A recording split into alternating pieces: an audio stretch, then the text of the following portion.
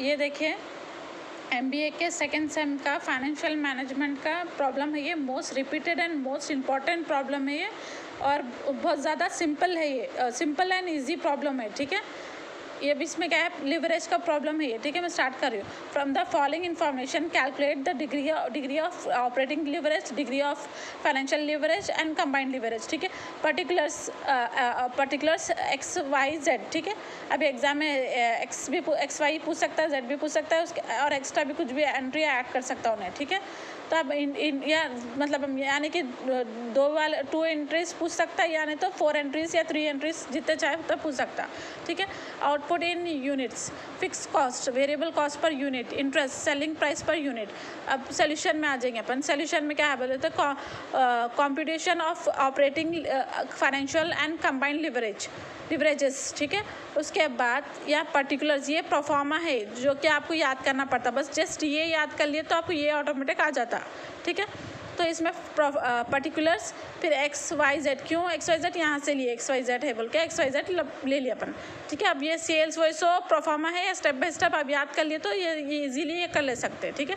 तो फर्स्ट अपन को सेल्स लेना रहता, तो पहले यहाँ पे सेल्स लेने से पहले यहाँ पे ऊपर यूनिट्स जो यहाँ दिया ना, आउटपुट इन यूनिट्स जो दिया, आउटपुट यूनिट जो देता ना कभी भी यहाँ ऊपर लिखना अपन, यहाँ ऊपर लिखना, ठीक है। यहाँ ऊपर लिख दिए, पूरे ऊपर लिख दिए।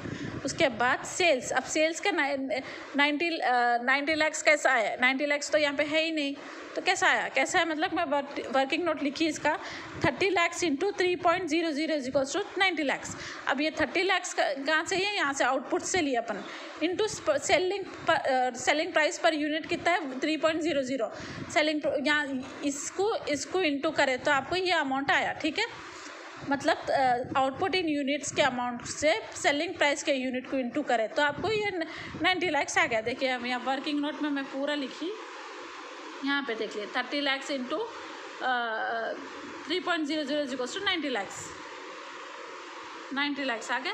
उसके बाद सेकेंड वाई वाला, ठीक है, वाई वाला 7,50,000 इंटू 25.00 कितना है 1,87,50,000, ठीक है। हाँ है, यहाँ 1,87,50,000, ठीक है, सेम एज इट इज़। उसके बाद 50 lakh into 0.50 is equals to 5 lakh, is equals to 5 lakh. दिखाई दे रहा है आप लोगों को, ये देखिए ऐसा। तो उसके बाद सेकेंड स्टेप, लेस वेरिएबल से, लेस वेरिएबल कॉस्ट कहाँ से आता है, लेस वेरिएबल कॉस्ट के लिए भी तो होना है ना, तो यहाँ पे वेरिएबल कॉस्ट क्या दिया 1.00 दिया। अब उसके लिए भी मैं वर्किंग नोट लिखी। अब जैसे अपन 30 लाख को लिए थे ना, 30 लाख इंटू, अब यहाँ पे जैसा इसको करे थे 3.00 को करे थे, वैसे 30 लाख से 1.00 को करना। देखिए 30 lakh into 1.00 equals to 30 lakh same आता, क्यों तो 1 से करो तो उतना ही जाता ना।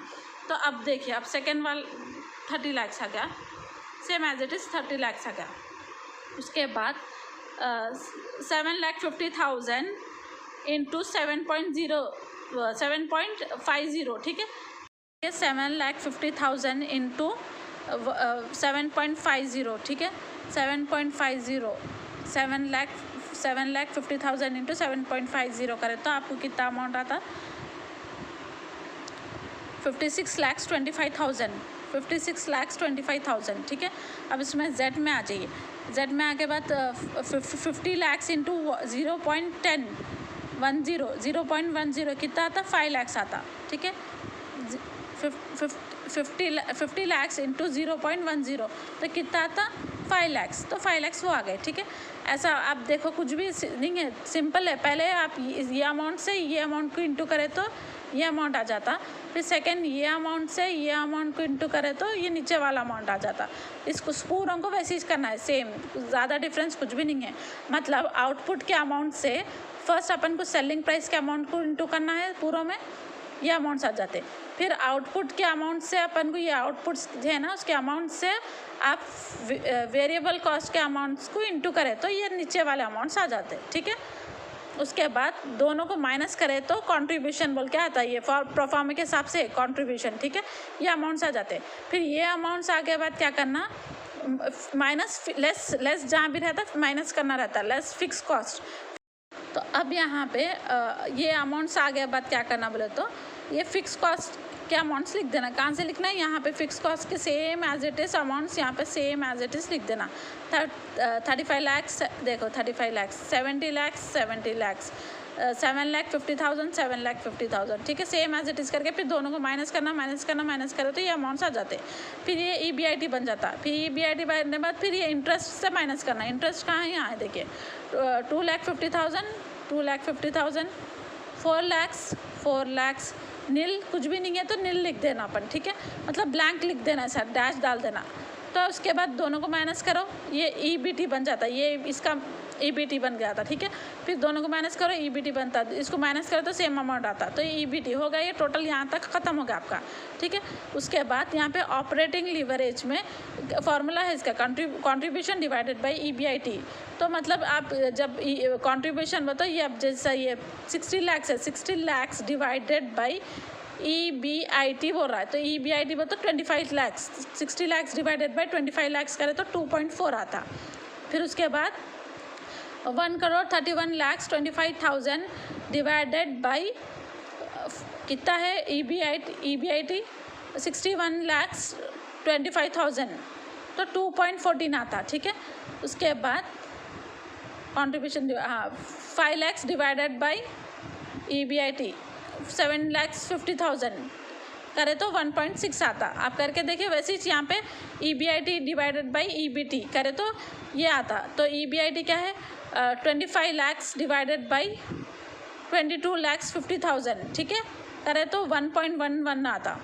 फिर उसके बाद 61,25,000 डिवाइडेड बाई 57,25,000 करे तो 1.07 आता, ठीक है।